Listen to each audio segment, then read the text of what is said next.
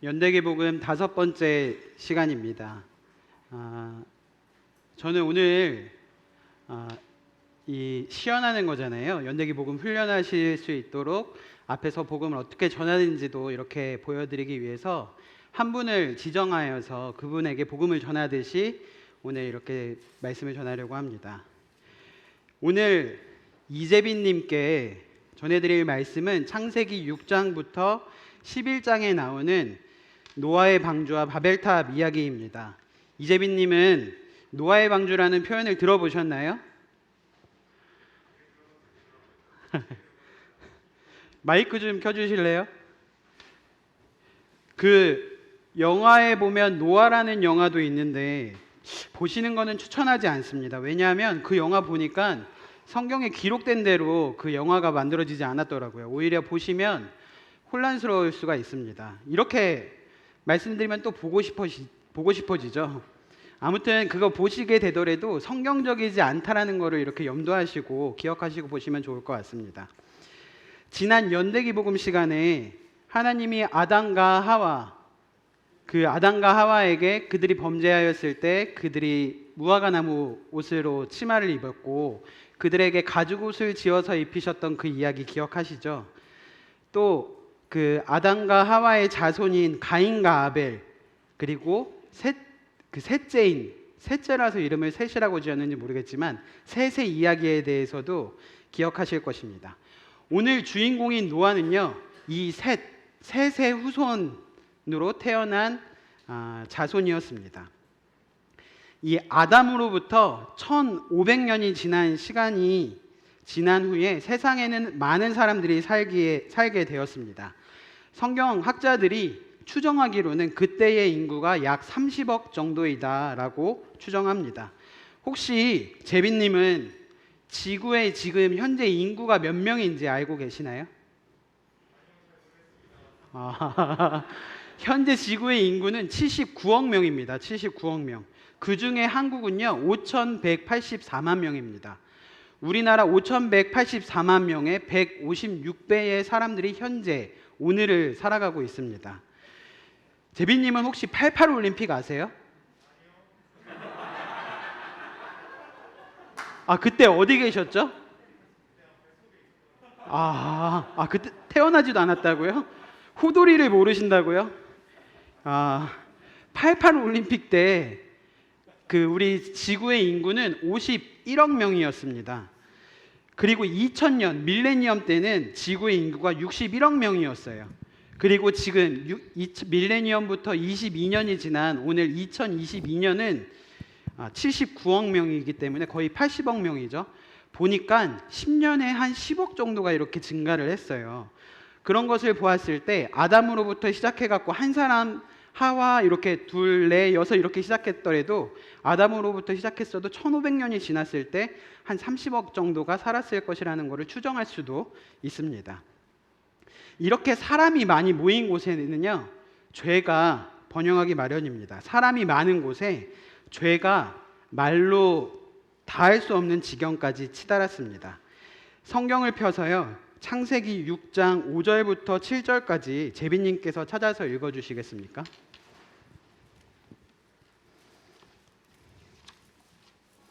창세기 6장 5절부터 7절까지. 창세기 6장 5절부터 7절까지 말씀입니다. 여호와께서 사람의 죄악이 세상에 가득함과 그의 마음으로 생각하는 모든 계획이 항상 악할 뿐임을 보시고 땅 위에 사람 지으셨음을 한탄하사 마음에 근심하시고 이르시되 내가 창조한 사람을 내가 지면에서 쓸어버리되 사람으로부터 가축과 기는 것과 공중의 새까지 그리하리니 이는 내가 그것들을 지었음을 한탄함이니라 하시니라. 네, 재빈님, 오직 죄를 짓는 것은요 사람만이 죄를 짓습니다. 모든 생물이 지구에 살고 있는 모든 생물이 하나님의 순리를 따라서 살아가고 있는데 오직 그 하나님의 순리를 거스르는 것은 사람밖에 없습니다. 그 창세기 이 기록이 당시 쓰여졌을 때뿐만 아니라 오늘날에도 이 세상에는 죄가 가득합니다. 그리고 인간의 마음에는 생각하는 모든 계획이 항상 사악합니다. 그 마음이 생각하는 바, 행동하는 것이 아니라 마음이 생각하는 것, 마음과 생각의 중심을 꿰뚫어 보시는 하나님께서 인간의 마음을 보실 때 그때나 오늘이나 세상 모든 사람들이 생각하는 모든 계획이 항상 악할 뿐임을 하나님은 보셨습니다. 이러한 인간의 타락상을 보신 하나님께서는 한탄하십니다. 근심하십니다. 그리고 아픔을 그 마음 가운데 느끼십니다. 이에 말씀하시기를 창세기 6장 7절에 내가 창조한 사람을 내가 지면에서 쓸어버리겠다고 하십니다. 하나님께서 사람을 멸하시기로 결정하십니다. 쓸어버리겠다, 치워버리겠다, 오물처리장으로 버리겠다. 여기 내가 창조한 사람을이라는 표현을 보면 하나님께서 이 사람을 얼마나 애정하시는지를 느낄 수가 있습니다. 애정하는 마음으로, 사랑하는 마음으로 인간을 지으신 하나님이 인간을 심판하시기로 마음을 먹으십니다. 하나님께서 거룩하시기 때문에 거룩하신 하나님이시기에 죄에 대한 반응으로 심판을 작정하십니다. 잠시만요. 사랑의 하나님이시라고 하시면서 왜 심판을 하시는 거죠? 왜 쓸어버린다고 하시나요? 그건 좀 너무한 거 아닌가요? 정말 궁금하신 건가요? 뭐 읽으시는 거 아닌가요? 너무하네요. 네. 제비님, 지난주에 가인과 아벨 이야기를 들었을 거예요. 가인이 그 아벨을 들에서 죽였을 때 하나님께서는 아담과 하와에게 내가 어디 있느냐라고 물으셨던 것처럼 가인에게도 내 아우 아벨이 어디 있느냐라고 물으셨습니다. 이 말은 하나님께서 가인이 그때에 내 아우 아벨이 어디 있느냐라고 할 때 하나님 제가 죄를 지었습니다 하고 회개하는 마음으로 돌이킬 기회를 주셨다는 건데요. 가인은 뭐라고 말을 했죠? 제비님 동생 있으시잖아요. 제가 동생을 지키는 자입니까? 그렇게 말을 했습니다. 하나님께서는 그런 가인에게 땅에서 피하며 유리하는 자가 될 거라고 심판을 말씀하셨습니다. 하나님의 말씀이 그에게 심판을 말씀하고 계시는데 가인이 그때 무엇이라고 말을 했냐면 제가 찾아서 읽어보도록 할게요. 창세기 4장 13절에 가인이 여호와께 아뢰되 내 죄벌이 지기가 너무 무거우니이다 라고 합니다. 제비님, 이게 바로 죄가 하는 일이에요. 자신의 죄를 바로 보지 못하게 하는 것입니다. 이 죄는요, 자기가 어떠한 죄를 짓는지를 바로 보지 못하게 합니다. 심판에 이를 수밖에 없었던 자신의 그 끔찍한 자신의 죄를 못 보고 하나님께서 나에게 벌하시는 것이, 하나님께서 나에게 심판하시는 것이 너무 무겁습니다. 하나님의 심판을 보게 합니다. 자신이 얼마나 죄를 지었는지를 보지 못하고 하나님의 심판이 너무 무겁다고 말을 합니다. 이게 죄가 하는 일이에요. 왜 창조해놓고 심판하셨냐고요? 왜 하나님께서 변덕스럽게 이랬다가 저랬다가 하시냐고요? 아니에요. 하나님은 처음부터 지금까지 변하시지 않았습니다. 변한 것은 인간의 마음이지 하나님은 지금까지 단 한 번도 변하지 않으셨습니다. 창세기 6장 5절에 보시면요, 여호와께서 사람의 죄악이 세상에 가득함과 그의 마음으로 생각하는 모든 계획이 항상 악할 뿐임을 하나님께서 보셨습니다. 창세기 6장 11절, 그때에 온 땅이 하나님 앞에 부패하여 포악함이 땅에 가득한지라. 12절, 하나님이 보신즉 땅이 부패하였으니 이는 땅에서 모든 혈육 있는 자의 행위가 부패함이었더라. 제비님, 혹시 리트머스 종이 아세요? 네, 알고 있습니다. 정말 아시나요? 대충 알고 있습니다. 네, 그 리트머스 종이가 마음의 죄악을 가늠하게 할 수 있는 리트머스 종이가 있다면 그 리트머스 종이를 제비님의 마음에 대면 제비님의 죄악은 그 리트머스 종이를 얼마나 적실까요? 양심이 사라지고요, 하나님을 두려워하지 않는 사람은요 죄악 가운데서 부패하기 마련입니다. 왜냐하면 그 마음에 죄가 있기 때문이죠. 하나님께서는 죄에서 돌이키지 않는 인생들을 모두 지면에서 쓸어버리도록 하셨습니다. 이때에, 이 창세기 이때 세상의 죄가 관영하였을 때에, 이때에 하나님과 성경 말씀이 주목하는 한 사람이 있었습니다. 그 사람의 이름은 노아였습니다. 노아. 창세기 6장 8절부터 9절, 그러나 노아는 여호와께 은혜를 입었더라. 이것이 노아의 족본이라. 노아는 의인이요 당대의 완전한 자라. 그는 하나님과 동행하였으며. 9절에 노아는 의인이요 완전한 자라고 성경은 기록합니다. 의인이다, 완전한 자다라고 이 두 가지를 성경에 기록한 사람은요 딱 두 명이에요. 욥이라는 성경의 인물과 이 노아 이 두 명에게만 의인이다, 완전한 자다라고 했습니다. 하지만 이 표현이요 노아가 하나님의 절대적인 기준에 의롭다, 죄가 없다는 뜻은 아닙니다. 하나님 앞에 완전하였다라는 뜻은 아닙니다. 이것은 당시 다른 사람들에 비해서 노아가 상대적으로 그러하였다는 것이지, 여기 보면 6장 8절에 노아는 여호와께 은혜를 입었잖아요. 노아도 여전히 하나님의 은혜가 필요하였던 죄인이었습니다. 창세기 6장 13절부터 14절을 제비님께서 한번 읽어주시겠습니까? 네. 창세기 6장 13절 14절 말씀입니다. 하나님이 노아에게 이르시되 모든 혈육 있는 자의 포악함이 땅에 가득하므로 그 끝 날이 내 앞에 이르렀으니 내가 그들을 땅과 함께 멸하리라. 너는 고페르 나무로 너를 위하여 방주를 만들되 그 안에 칸들을 막고 역청을 그 안팎에 칠하라. 하나님께서는요 하나님의 말씀을 믿고 따르는 자에게 영원한 형벌, 영원한 형벌과 심판에서의 구원을 약속하셨습니다. 하나님께서는 약속하신 것을 반드시 이루시는 분이십니다. 절대로 그 약속을 변경하지 않으시는 분이십니다. 하나님께서는 죄에 대한 심판으로 땅에서 코로 호흡하는 생명 있는 모든 것을 멸하실 엄청난 심판을 선언하셨습니다. 하나님이 심판하시면요 이보다 더 두려운 것이 없습니다. 왜냐하면 하나님이 결정하시면 미룰 수도 없고 막을 수도 없기 때문입니다. 창세기 6장 8절, 하나님의 심판의 때에 그러나 노아는 여호와께 은혜를 입었더라. 노아, 그는 어떻게 심판으로부터 건짐의 구원을 받을 수 있었을까요?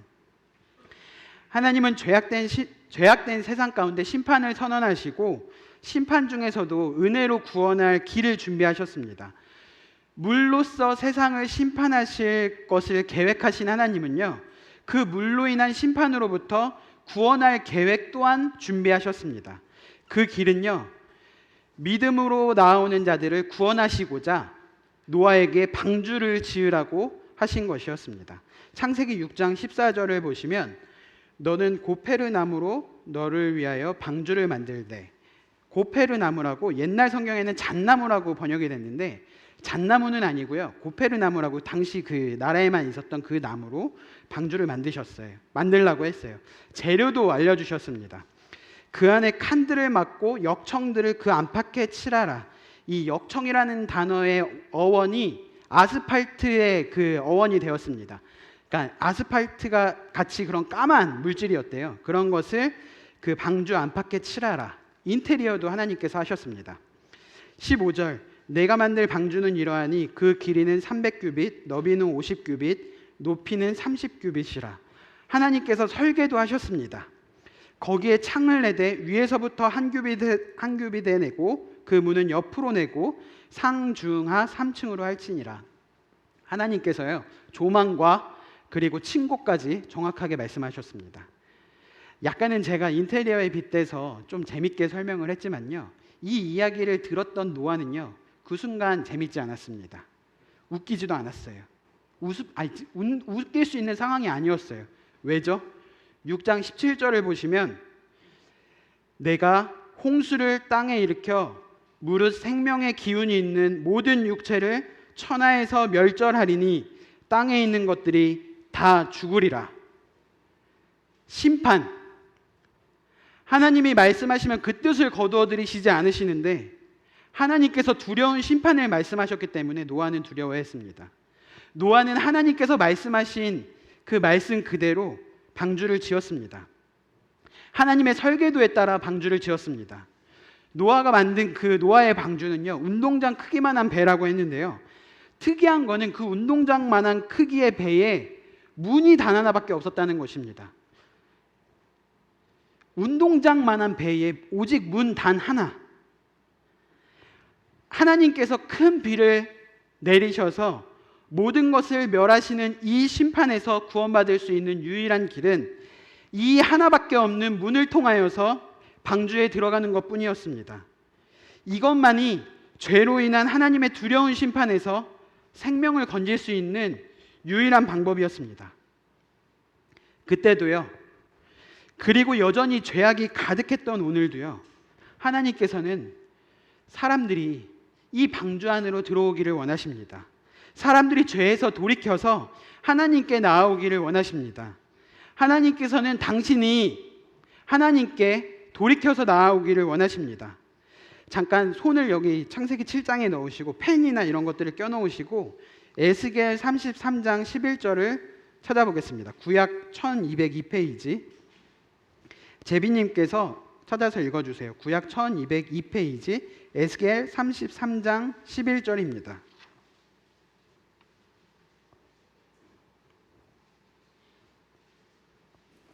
에스겔 33장 11절 말씀. 너는 그들에게 말하라. 주 여호와의 말씀이니라. 나의 삶을 두고 맹세하노니 나는 악인이 죽는 것을 기뻐하지 아니하고 악인이 그의 길에서 돌이켜 떠나 사는 것을 기뻐하노라. 이스라엘 족속아 돌이키고 돌이키라. 너희 악한 길에서 떠나라. 어찌 죽고자 하느냐 하셨다 하라. 하나님께서 심판하시는 이유는요. 그들이 돌이켜서 그 악한 길에서 떠나기를 원하시기 때문입니다.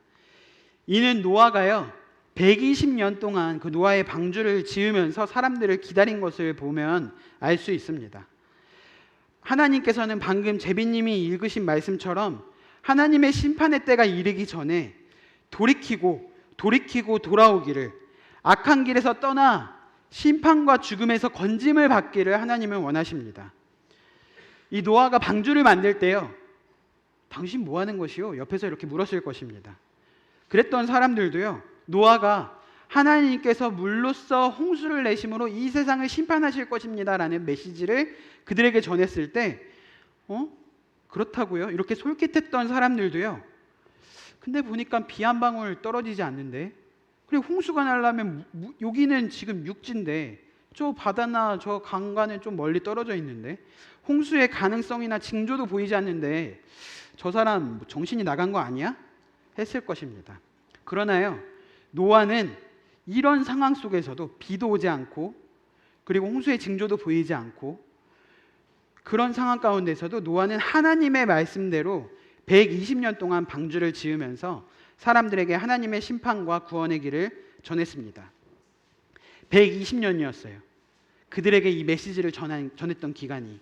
그런데 그 메시지를 365일 동안 한 번만 했어도 120년이면 몇 번이죠? 그렇게 많은 메시지를 주변에서 들었는데도 노아의 방주에 들어왔던 사람은요, 노아와 그의 식구들 단 8명 뿐이었습니다.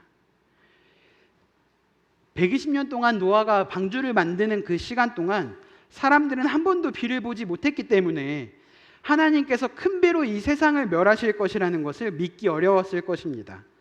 그러나 노아는요, 그러한 상황 가운데에서도 하나님의 말씀을 믿었습니다. 성경이요, 노아를 통해서, 이 이야기를 통해서 우리에게 말씀해 주시는 것은 어떠한 죄를 지은 악인일지라도 죄 중에 멸망하지 않고 심판을 면할 수 있는, 보호받을 수 있는, 구원받을 수 있는 생명을 얻게 되는 길이 있다. 그 길이 하나 열려 있다. 그것을 말하고 있습니다. 그 길이 무엇이었죠? 노아가 했던 것, 하나님의 말씀을 믿는 것이었습니다. 하나님께서 심판하시기로 작정하시면요, 그 심판은 반드시 이뤄집니다. 노아가 방주를 지었던 이유도 거기에 있었어요. 하나님이 말씀하시면 반드시 심판하실 것이다 라는 말씀을 믿었기 때문입니다. 그는 하나님의 말씀을 믿었습니다. 하나님의 경고 말씀을 두려워했습니다. 하나님께서 심판하신다고 하시면 심판하시는 것이 틀림이 없어. 노아는 하나님을 두려워함으로 방주를 만듭니다. 비 한 방울이 떨어지지 않는데, 홍수의 어떤 흔적이나 가능성조차 보이지도 않고, 지금 이곳은 육지인데 그는 큰 배를 만들었습니다. 노아는요, 자신의 생각, 자신의 경험, 자신의 판단, 느낌 이런 것들을 버리고 하나님의 말씀을 믿었습니다. 당시의 세상의 사람들은요, 노아의 외침에도, 노아를 통하여서 전해지는 그 하나님의 메시지에도 아니야, 한 번도 나는 그런 거를 본 적이 없어, 자신의 경험을 믿었습니다. 자신의 생각을 버리고 하나님의 말씀을 믿고 순종하여서 방주에 타야만이 구원받을 수 있다는 사실을 그들은 믿지 않았습니다. 하나님의 정하신 때가 왔습니다. 노아와 그의 식구들은 방주 안에 들어갔어요. 그리고 하나님께서 땅의 모든 짐승과 땅에 기어다니는 생물과 공중의 새들을 종류대로 방주에 들여보내셨습니다. 창세기 7장 1절부터 4절까지를 제가 읽도록 하겠습니다.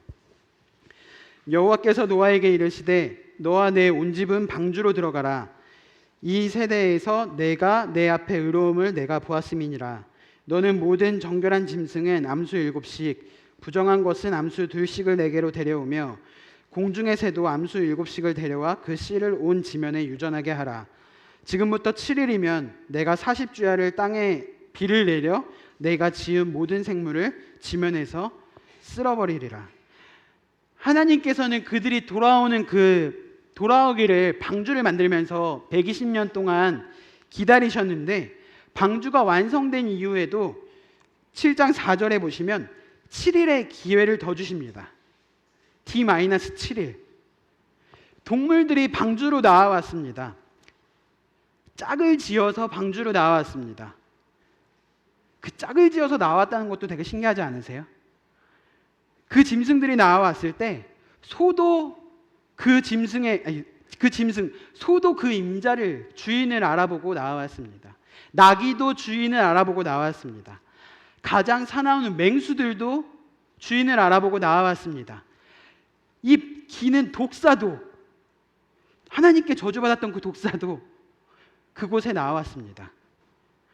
이런 모든 동물들이 한 곳에 모이고 있었습니다. 그런데요, 오직 인간만이 들짐승보다 못하여서 야수 같은 모습으로 변하여서 그 광경을 보고도 이 세상의 주인이 누구인지를 발견하지 못했습니다. 한번 생각해 보세요. 이 배에 여기저기서 모든 동물들이 와갖고 알아서 스스로 타고 있는 그 모습들을 생각해 보세요. 얼마나 신기한 광경이었을까요? 눈앞에 이런 가시적인 복음이 전해지고 있는데 그 사람들은요, 뭐지? 뭐 성경에 나와 있진 않지만 신기해하면서, 그런데도 그들은 방주에 타지 않았습니다. 창세기 7장 13절부터 16절까지 함께 보시겠습니다. 제비님께서 13절부터 16절까지 읽어주세요. 7장 13절부터 16절. 창세기 7장 13절부터 16절 말씀입니다. 곧 그날에 노아와 그의 아들 셈, 함, 야벳과 노아의 아내와 세 며느리가 다 방주로 들어갔고 그들과 모든 들짐승이 그 종류대로 모두 가축이 그 종류대로 땅에 기는 모든 것이 그 종류대로 모든 새가 그 종류대로 무릇 생명의 기운이 있는 육체가 둘씩 노아에게 나와 방주에 들어갔으니 들어간 것들은 모든 것이 암수라. 하나님이 그에게 명령하신 대로 들어가매 여호와께서 그를 들어보내고 문을 닫으시니라. 그 작은 문으로 들짐승과 가축과 땅에 기는 모든 것과 새들이 짝을 지어서 들어갔습니다. 그리고 여기 16절 끝에 말씀 부분을 여호와께서, 여기 부분 제비님께서 다시 한번 읽어주실래요? 그를 들어보내고 문을 닫으시니라. 누가 방주의 문을 닫았습니까, 제비님? 여호와께서 닫았습니다. 하나님께서, 여호와께서 닫았습니다. 마치 모든 사람이 들어갔을 때 그 문이 자동문이나 됐냐 이렇게 딱 닫혔습니다. 그 문이 닫힌 순간 그 문은 결코 열릴 수가 없습니다. 하나님께서 방주의 문을 닫으셨을 때 그 누구도 더 이상 그 방주 안에 들어갈 기회는 없어졌습니다. 120년 동안 열려 있었습니다. 그리고 모든 짐승들이 나올 때 7일 동안 열려 있었습니다. 그들에게는 기회가 있었습니다. 문이 열려 있는 때가 있습니다. 우리의 인생 가운데 하나님께 나올 수 있는 이 문이 열려 있는 때가 있고요. 그리고 반드시 문이 닫히는 때가 오게 됩니다. 기회는요, 하나님께서 방주의 문을 닫으시기 전, 방주의 문이 열려 있는 동안에만 기회가 있습니다. 하나님이 그 문을 닫으시면 그 문을 열 자가 이 세상에 없습니다. 이 문을 생각해 보세요. 이 문을 두고 당신은 지금 문 밖에 세상의 거처를 삼고 세상에 있나요? 아니면 문 안에 하나님의 보호하신 방주 안에 있나요? 영원하신 하나님의 심판에서 구원받을 수 있는 기회는요, 언제까지라고 생각을 하세요? 우리 생명이 끝나는 때까지입니다.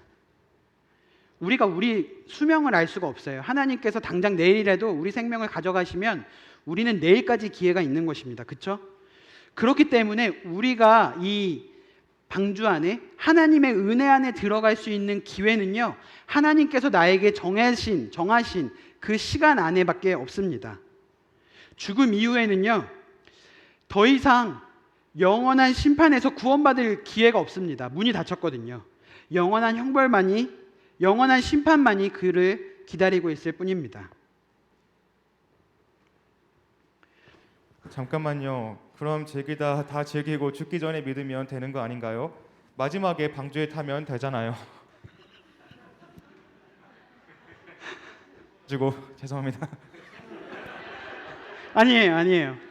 재빈이, 근데요, 이거는 따끔하게 제가 말씀드려야 될 것 같습니다. 그렇게 생각하셨으면 뭐 죽기 전에 믿으면 되는 거 아닌가요? 마지막에 방주 타면 되는 거잖아요. 이렇게 생각하셨으면 재빈님은 지금 접근 자체를 잘못하셨습니다. 왜냐하면 지금 재빈님이 그렇게 말씀하신 그 말씀은요, 하나님의 심판의 경고를 무시할 때 나오는 표현이기 때문입니다. 하나님의 말씀을 믿으려고 하지 않을 때 나오는 표현이기 때문입니다. 하나님의 말씀이 들릴 때요, 오늘날도 세상 사람들이 이렇게 말해요. 나중에, 다음에 들을게. 근데 오늘은 말고 라고, 그만 얘기해 라고 우리에게 말을 하죠. 이런 분들은요, 하나님의 심판을 전혀 두려워하지 않는 분들이에요. 그렇지 않나요? 노아 시대의 사람들도요, 이제 7일밖에 남지 않았습니다 라고 할 때 나중에, 이거 성경에 나오고 있진 않으니까 아마 그렇게 얘기하지 않았을까요? 그러니 안타깝겠죠. 신약 성경에 보면요, 노아 시대의 당시 사람들이 어떻게 태도하고 어떻게 살았는지를 알 수 있는 구절이 있습니다. 요 누가복음 17장 27절인데요. 신약 125페이지입니다. 한번 찾아보시겠습니까? 누가복음 17장 27절, 제비님께서 17장 27절을 읽어주세요.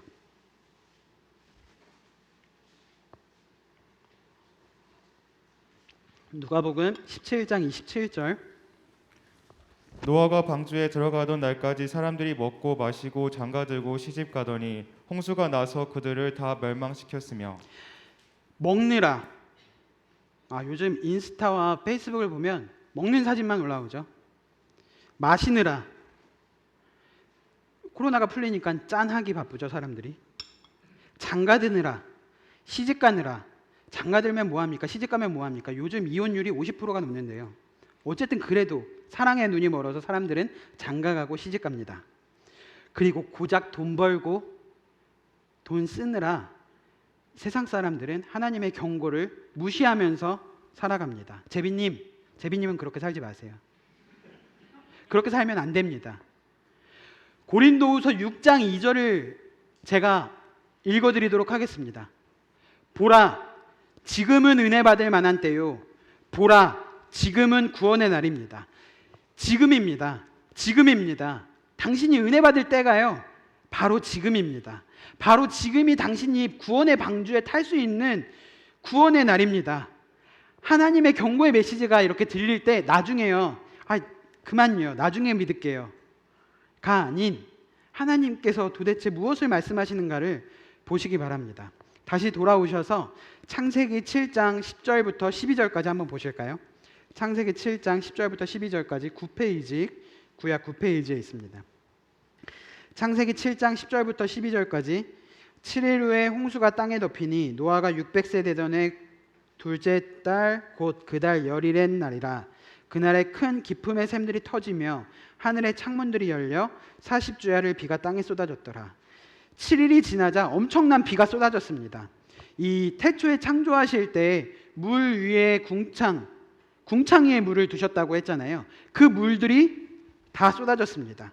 땅에서도 큰 기쁨의 샘들이 터지면서 성경이 표현하기를 하늘의 창문이 열렸다라고 표현을 했습니다. 비는요 40일 동안 밤낮으로 내려 온 세상을 덮었습니다. 얼마 전에 저희 홍수가 나는 그 장면을 많이 보셨을 거예요. 그보다 더한 비가 자그만치 40일이나 주야로 내렸습니다. 하나님께서 거듭 참으시다가 심판하시는 때가 이르면 상상할 수조차 없는 만큼의 진노를 하나님은 쏟으십니다. 방주 밖에 있었던 사람들은요, 모든 사람들, 땅 위에 있는 모든 움직이는 생물들이 다 죽었습니다. 하나도 예외 없이 다 죽었습니다. 7장 19절부터 20절에 보시면 물이 땅에 더욱 넘침에 천하의 높은 산이 다 잠겼습니다. 천하의 높은 산.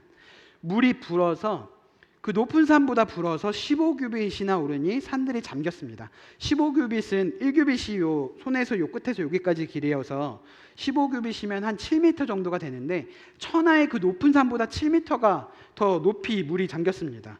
그렇기 때문에 그 높은 산에 올라가서 자신의 생명을 살고자 했던 그 사람도 7m를 넘을 수 없잖아요. 꼬르르르르 결국엔 이 천하예요. 그 높은 산에 오른 사람일지라도 살 수 있는 곳은 없었습니다. 살 수 있는 사람은 없었습니다. 7장 21절부터 23절 땅 위에 움직이는 생물들이 다 죽었으니 곧 새와 가축과 들짐승과 땅에 기는 모든 것과 모든 사람이라. 육지에 있어 그 코에 생명의 기운에 숨이 있는 것은 다 죽었더라.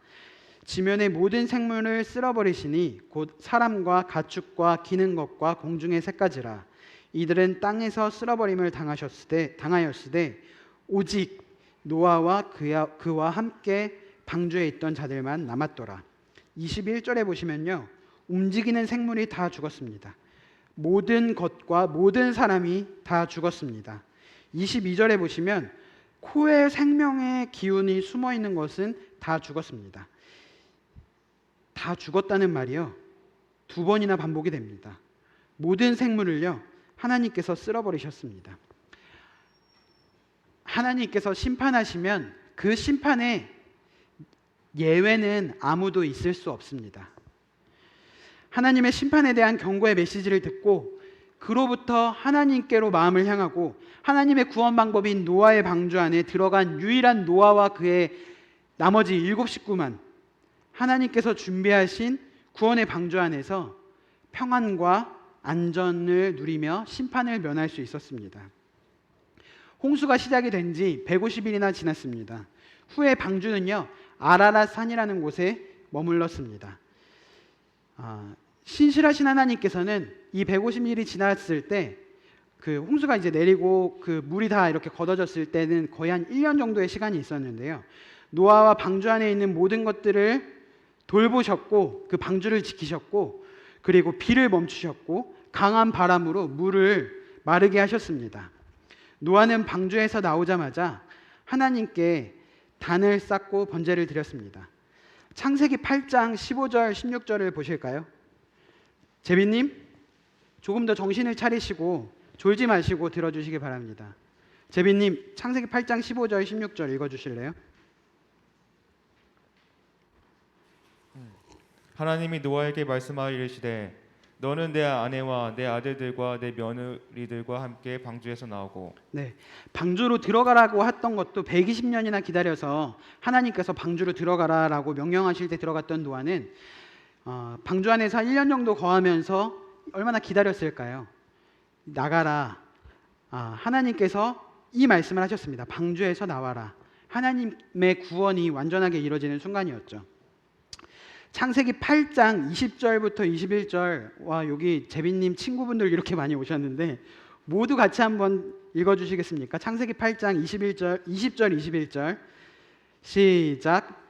노아가 여호와께 제단을 쌓고 모든 정결한 짐승과 모든 정결한 새 중에서 제물을 취하여 번제로 제단에 드렸더니 여호와께서 그 향기를 받으시고 그 중심에 이르시되 내가 다시는 사람으로 말미암아 땅을 저주하지 아니하리니 이는 사람의 마음이 계획하는 바가 어려서부터 악함이라. 내가 전에 행한 것을 모든 생물을 다시 멸하지 아니하리니. 하나님께 단을 쌓고 번제를 드렸다는 것은요, 노아 자신이 거룩하신 하나님 앞에서 내가 하나님 앞에 설 수 없는 죄인임을 깨닫고 하나님의 방법대로 하나님께 나아갔다는 것을 의미합니다. 노아가 방주 안에 있었을 때를 생각하면요, 너무 끔찍해요. 노아는요, 그 사람들의 외침, 살려줘 하는 그 외침을 들었을 것입니다. 노아는요, 이 방주 안에서 인간을 살리고 죽이시는 그 주권이 하나님께 있구나라는 것을 깊이 느꼈을 것입니다. 방주에서 나온 노아는요, 크신 하나님이 온 세상의 주인 되심을 깨닫고 단을 쌓아서 하나님께 감사를 드렸습니다. 이 제사는요, 죄인인 인간이 하나님께 나아가는 수단입니다. 하나님께서는 그런 노아에게 명령과 약속을 주셨습니다. 명령은요, 9장 1절에 나와 있어요. 하나님이 노아와 그 아들들에게 복을 주시며 그들에게 이르시되 생육하고 번성하여 땅에 충만하라 라는 명령을 내리셨습니다. 그리고 약속 9장 11절 보시면 내가 너희와 언약을 세우리니 다시는 모든 생물을 홍수로 멸하지 아니할 것이라. 땅을 멸할 홍수가 다시 있지 아니하리라. 방주 안에서 노아는 밖에서 외침을 다 들었을 것입니다. 그들의 비명과 살려달라는 그 소리가 줄어든다고 두려움이 없어졌을까요? 줄어들어도 두려움이 심해졌겠죠. 하나님의 심판이 얼마나 두려운 것인지를 노아는 깨달았을 것입니다. 이 빗소리가 노아에게 음악소리 같았을까요? 아니에요. 얼마나 두려웠을까요? 노아가 그 노아의 방주에서 나왔을 때요, 하늘은 노아에게 그냥 하늘이 아니었고요, 하늘에서 비가 내리면 그 비는 그냥 비가 아니었습니다. 땅은 그 땅의 샘들이 막 이렇게 솟았다 그랬잖아요. 땅은 그냥 땅이 아니었어요. 물만 봐도 물이 그냥 물이 아니었을 것입니다. 큰 비가 40일이나 이 세상 가운데 온 세상 그 높은 산이 잠길 정도로 큰 비가 40일 동안 내렸습니다. 이 노아가 볼 때 이 하나님의 진노가 얼마나 무섭고 두려웠겠습니까? 어느 날 비가 올라치면 노아는 두려워하지 않았을까요? 그럴 수 있을 노아에게 하나님은 두려워하지 말라고 비가 올 때마다 홍수로 인한 죽음의 두려움을 갖지 않도록 무지개를 증거로 주셨습니다. 창세기 9장 14절 15절을 제비님께서 읽어주시면 감사하겠습니다. 내가 구름으로 땅을 덮을 때에 무지개가 구름 속에 나타나면 내가 나와 너희와 및 육체를 가진 모든 생물 사이에 내 언약을 기억하리니 다시는 물이 모든 육체를 멸하는 홍수가 되지 아니할지라. 네, 무지개는요, 하나님께서 다시는 물로써 세상을 심판하지 않으시겠다는 약속입니다. 얼마 전에 한 몇 달 전인가요? 저도 프로필 사진에 무지개 사진을 띄웠고, 지금도 막 여기 처음 보시는 분들인데 다 무지개 프로필 한 장은 있지 않으세요? 이 무지개 신기하지 않나요? 어떻게 그렇게 동그랗게 뜰까? 어떻게 그게 또 이 땅에서 이렇게 시작돼서 이렇게 원 모양으로 뜰까? 어떻게 빨주노초 파남보일까? 공중에 뜰 수도 있는데 왜 땅부터 하늘을 이어질까? 무지개는요, 노아에게 그리고 우리 인류에게 주신 물로써 심판하지 않겠다는 하나님의 증표입니다. 하나님께서도 비를 내리신 후에 비가 다 내렸으면 이제 무지개를 띄워야겠군. 하나님께서도 그 무지개를 보면서 내가 다시는 저들에게 물로써 심판하지 않겠노라고 약속했어. 하나님께서도 그 무지개를 보시면서 그 약속을 기억하실 것입니다. 여러분, 뉴스를 보면요, 제비님 뉴스를 보면요, 요즘 지구 온난화가 심해지다고 나오죠. 뭐 지구 온난화가 심해져서 북극과 남극의 빙하가 녹아내리고 있고 그 빙하가 다 녹아져 내리면 이 지구의 몇 프로가 물에 잠기게 될 것이고 또 몇 미터까지 이게 물에 잠겨서 이렇게 될 것이다라고 많은 과학자들이 조사하고 연구합니다. 그러나 성경에 따르면요, 하나님의 약속에 따르면요, 이 세상은 물로써 멸망당하지 않습니다. 베드로후서 3장 6절과 7절 한번 찾아보실래요? 신약 387페이지인데 베드로후서 3장 6절 7절 신약 387페이지. 아까보다 더 제비님 이렇게 친구들이 많으세요. 친구분들이 여기 다 많이 오셨는데 함께 읽어주시겠습니다. 베드로후서 3장 6절 7절 시작.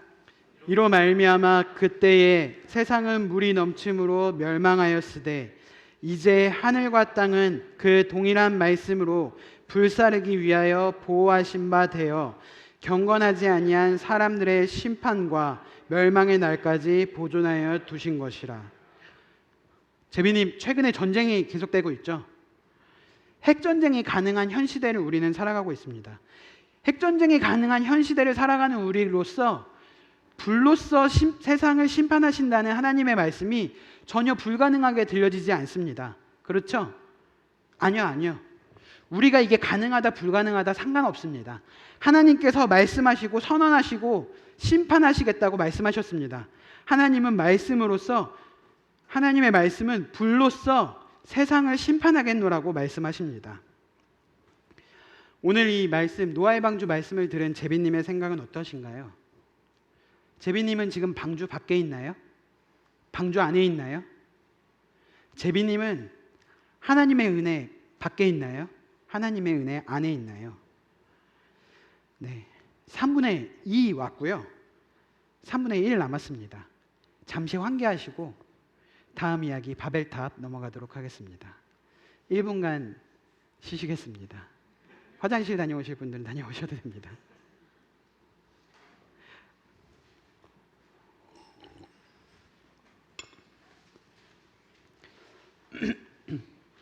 제비님 다녀오셨나요? 네. 또다시 시간이 지났습니다. 네, 자유롭게 다녀오셔도 됩니다. 또다시 시간이 지났습니다. 수백 년이 지났습니다. 지구상의 인구가 또 늘었습니다. 세월이 흐르자 또 하나님을 두려워하는 마음이 없어지고 하나님의 심판을 잊어버리고 사람들은 하나님을 떠나서 자신들이 원하는 대로 살았습니다.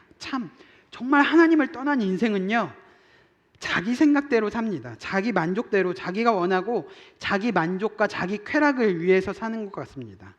대홍수가 끝날 때 하나님이 그에게 명령하신 게 있어요. 너는 생육하고 번성하여 땅에 충만하라. 그러나 그들은요, 하나님께서 원하시는 것과 반대로 큰 도시를 건설하고 높은 탑을 쌓았습니다. 이것은 오늘날도 똑같지 않나요? 사람들은 점점 모여서 도시를 이루면서 살고 점점 높이 짓고 삽니다. 아파트도 고층이어야 더 비싸요. 그 아파트에서 제일 높은 층을 뭐라고 하죠, 제비님? 펜트하우스 아닌가요? 감사합니다. 펜트하우스, 그게 제일 비싼 거 아시나요, 혹시? 그리고요, 제가 어떤 기사에서 봤는데 그 서울에 있는 롯데타워, 거기 안에, 그 타워 안에 집이라는 공간을 이렇게 두고 그 집이 보통 얼마에 팔리는지 아세요? 그 집이라는 공간, 그게 롯데타워 안에 있는 그 집이 100억이 넘는데요. 가장 그냥 일반적으로가. 얼마 전에요, 저희 교회 학생들이랑 양구에 갔다 왔습니다. 이 양구에 가니까요, 거기에는 신호등이 하나도 없더라고요. 이 차가 많이 다니지 않으니까 신호등이 하나도 없고요. 차가 이렇게 겹치는 그곳에는 로터리가 이렇게 있더라고요. 그곳에서 신호가 없이 이렇게 지내다가 다시 이제 인천으로 올라오는데, 그 양구에서 올라면 이제 서울을 지나서 이제 인천으로 오게 되잖아요. 근데 서울에 가까워져 보니까 이제 차가 점점 이제 막히는 거죠. 근데 차가 점점 막히는데 그날 비가 온 다음 날이어서 날씨가 너무 좋았는데, 차가 막히는 그 서울 멀리 그걸 뭐라 그러죠? 원교? 서울 멀리 있는 그 서울에 들어가지도 않은 그곳에서도 무엇이 보였는지 아세요? 이렇게 높이 솟은 롯데타워가 보였습니다. 롯데타워. 무엇인가를 상징하는 듯이 높이 솟아 있어서 멀리서도 그게 보이더라고요. 이름도 롯데타워. 내가 제일 잘 나가를 뽐내는 것 같습니다. 이 대홍수가 끝난 이후에요, 사람들이 모여 살기 시작했습니다. 사람들이 모여 살기 시작했을 때 그들 안에도 그 창세기 6장의 모습과 똑같이 죄가 가득했습니다. 창세기 11장 1절부터 4절까지 제비님 너무 많이 읽어주셨는데, 아까 제비님 동생분 재현님 아까 오셔서 앉으셨던 것 같은데 옆에 앉아만 계시지 마시고 창세기 11장 1절부터 4절까지 재현님께서 한번 읽어주시겠습니까?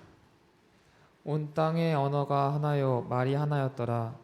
이에 그들이 동방으로 옮기다가 시날 평지를 만나 거기 거류하며 서로 말하되 자 벽돌을 만들어 견고히 굽자 하고, 이에 벽돌로 돌을 대신하며 역청으로 진흙을 대신하고, 또 말하되 자 성읍과 탑을 건설하여 그 탑 꼭대기를 하늘에 닿게 하여 우리 이름을 내고 온 지면에 흩어짐을 면하자 하였더니, 당시에는 그들의 언어와 말이 하나였습니다. 그래서 그들은요, 같은 언어와 말로써 서로 소통하면서 하나로 묶일 수 있게 되었습니다. 그들은 하나님의 말씀을 따라서요, 그 아라랏산 이후에서 그 생육하고 번성하라는 그 말씀을 쫓아서 동방으로, 동쪽 방향으로 하나님의 말씀을 따라서 옮기다가 이동 중에 있었습니다.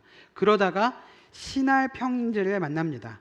그곳에 도착하게 되니까, 이 아름다운 그 시날 평지를 만나게 되니까 그들이 으쌰으쌰하기 시작했습니다.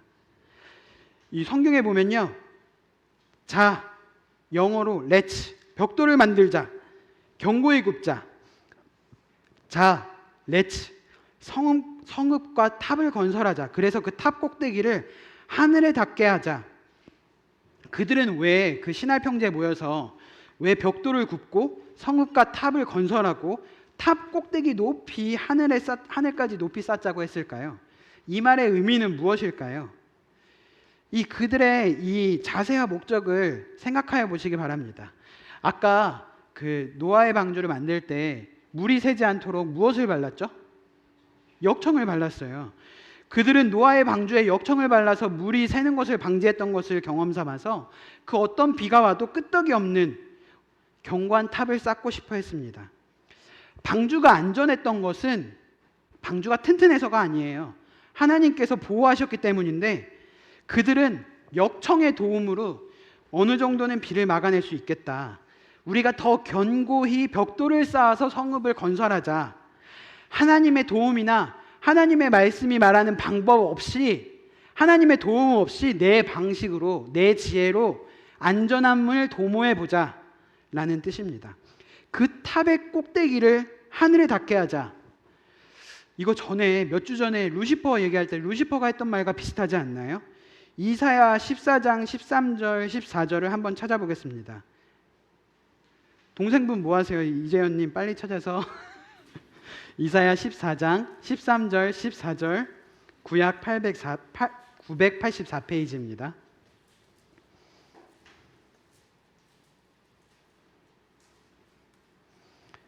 이사야 14장 13절 14절 읽어주세요. 내가 내 마음에 이르기를 내가 하늘에 올라 하나님 뭇뼈 위에 내 자리를 높이리라. 내가 북극 지폐의 산 위에 앉으리라. 가장 높은 구름에 올라가 지극히 높은 이와 같아지리라 하는도다. 이 하나님처럼 되고 싶어 했던 사탄과 눈이 밝아지면 하나님과 같이 될 것이라는 그 유혹에 빠졌던 그 아담과 하와가 지었던 그 죄가 또 반복이 되는 것입니다. 높이 탑을 하늘 위로 높이 쌓자. 그렇게 해서 뭐 할 건데요? 여기 보시면 14절 중반 후에 보시면 우리의 이름을 내자. 그리고 온 지면에 흩어짐을 면하자.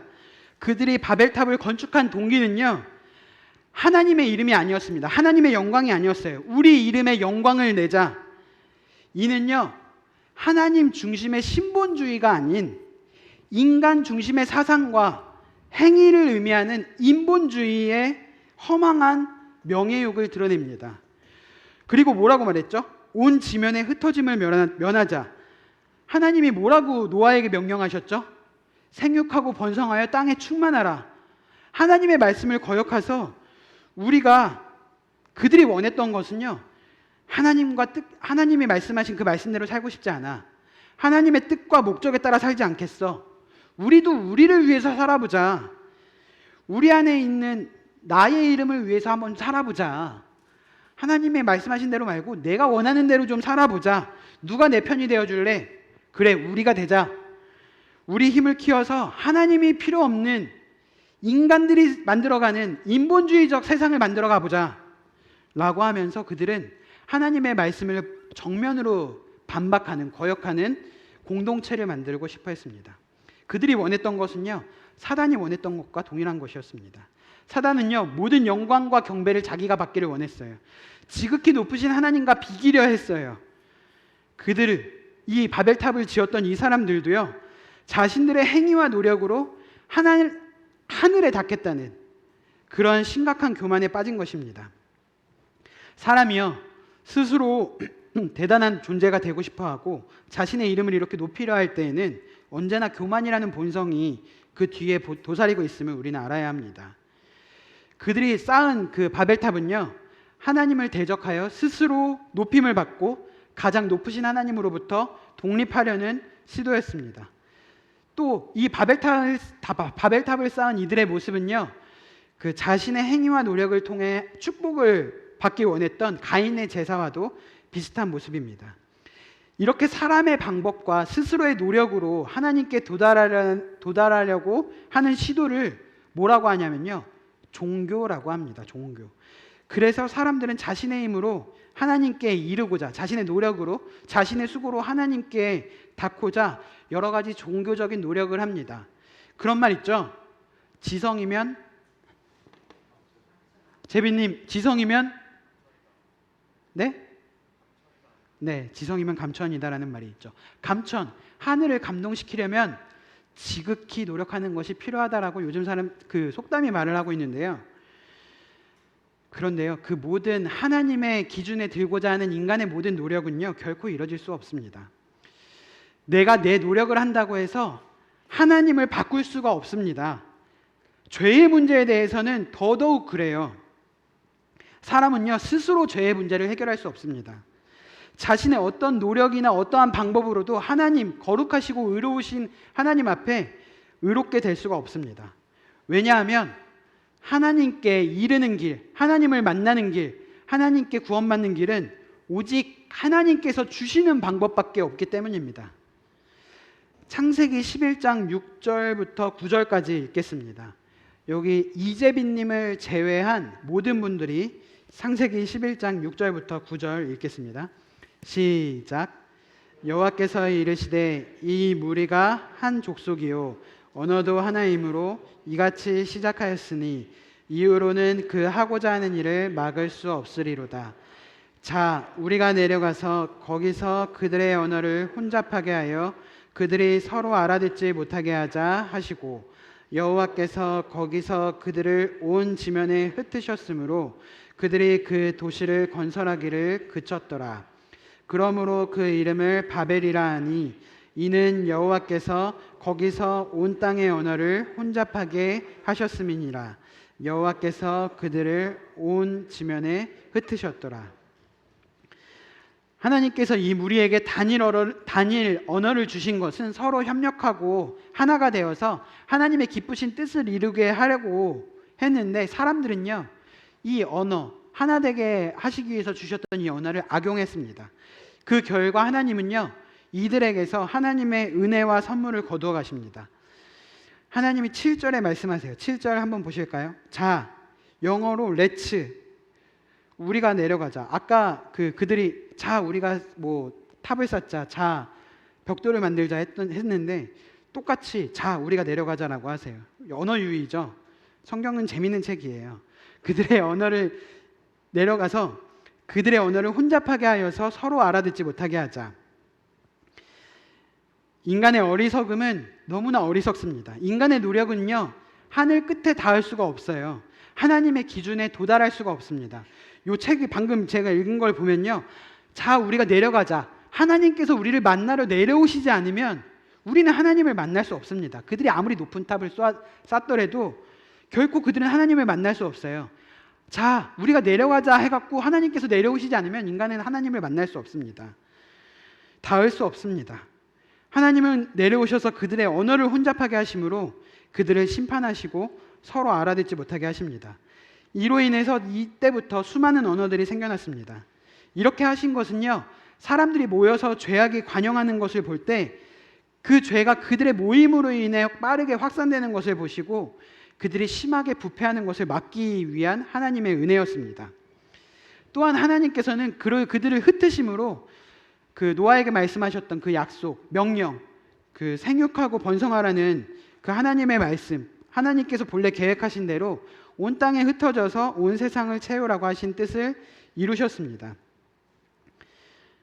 이런 하나님의 말씀에 대한 그 역순종, 역반응에도 불구하고 하나님께서는 하나님의 뜻과 계획을 역사 속에서 이루어 가심을 우리는 성경을 보고 알 수가 있습니다. 제비님, 그리고 여기 제비님 주변에 같이 오셨던 친구분들, 오늘까지 무엇을 쌓으셨나요? 누구의 이름을 위해서 살고 있습니까? 당신은 무엇을 추구하고 무엇을 계획하며 살고 있습니까? 혹시 바벨탑을 쌓았던 사람들처럼 하나님의 뜻을 무시하고 하나님을 대적하는 교만한 마음을 품고 있지 않습니까? 제비님, 어디 보십니까? 제비님, 무엇을 추구하고 계십니까? 무엇을 계획하고 계십니까? 당신은 하나님을 대적하는 그 교만한 마음을 마음속에 갖고 계시지 않습니까? 하나님은 당신의 마음을 아세요. 하나님은 전지하십니다. 모든 것을 아십니다. 인간의 10길 물속은 알아도 한 길 사람 속은 모르는데 인간의 심중을 꿰뚫어 보시는 하나님이십니다. 선악을 구별하시는 그 하나님의 눈으로 제비님의 마음을 지금 바라보고 계십니다. 하나님께서 제비님을 너무나 잘 아시기에 제비님이 지금 어떠한 생각을 하는지, 어떤 말이 어떠한 동기로 나왔는지, 어떤 행동이 어떠한 생각으로부터 나왔는지를 하나님은 모든 것을 정확하게 알고 계십니다. 마지막으로요, 이사야 55장 6절부터 7절을 찾도록 하겠습니다. 구약 1036페이지.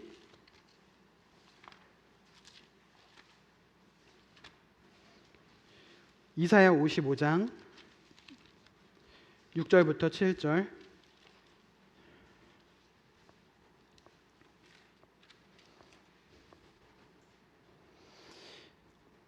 제가 읽을 테니까 눈으로 같이 읽어주시면 감사하겠습니다. 제비님은 여호와를 만날 만한 때에 찾으라. 제비님은 가까이 계실 때에 그를 부르라. 악인 제비님은 그의 길을, 불의한 제비님은 그 생각을 버리고 여호와께 돌아오라. 그리하면 하나님 여호와께서 긍휼히 여기시리라. 제비님, 우리 하나님께로 돌아오라. 그가 너그럽게 용서하시리라. 네, 제비님 혹시 질문 있으세요? 제비님 질문 없으시면 시간이 많이 늦었네요. 이 장시간 인내하면서 잘 경청해 주셔서 정말 감사드립니다. 다음 주에는요, 유명한 인물, 아마 이 인물에 대해서도 들어보셨을 거예요. 아브라함 들어보셨나요? 네, 이 아브라함이라는 인물의 믿음과 순종에 대해서 같이 나누도록 하겠습니다. 감사합니다. 이것으로 마치겠습니다.